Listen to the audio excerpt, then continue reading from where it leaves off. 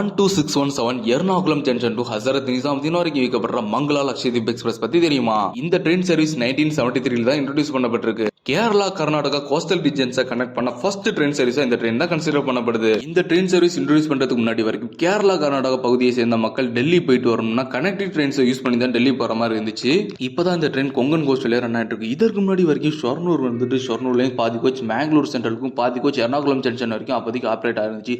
Konkan cost open ஆன பிறகு இது வழக்கம் போல கொங்கன் கோஸ்ட் வழியா தான் ரன் ஆக ஆரம்பிச்சு. ட்ரெயினோட இம்பார்ட்டன்டான ரூட் பார்க்கும்போது ஆக்ரா, குவாலியர், ஜான்சி, இட்டார்சி, பூசாவல், மன்வட், பன்வல், கல்யாண், ஷிப்லூன், ரத்னகிரி, மட்கான், கார்வார், குந்தப்புரா, உடுப்பி, மங்களூர் ஜங்ஷன், காசர்கோட், கண்ணூர், கோழிக்கோடு, ஷொர்ணூர், திருச்சூர் வழியா எர்ணாகுளம் ஜங்ஷன் ரீச் ஆகுது. ஈஸி ஸ்லீப்பர்ல டிராவல் பண்றதுக்கு 1015 ரூபீஸ் சார்ஜ் பண்றாங்க. ட்ரெயின் டெய்லி எர்ணாகுளம் ஜங்ஷன்ல இருந்து 10:30 டிபார்ட் ஆக்கி 3வது நாள் 1:35 ஹசரத் நிசாமுதீன் ரீச் ஆகுது. இந்த வீடியோ பிடிச்சதா லைக் பண்ணிட்டு நம்மள சப்போர்ட் பண்ண ஆரம்பிங்க. தேங்க்ஸ் ஃபார் வாட்சிங்.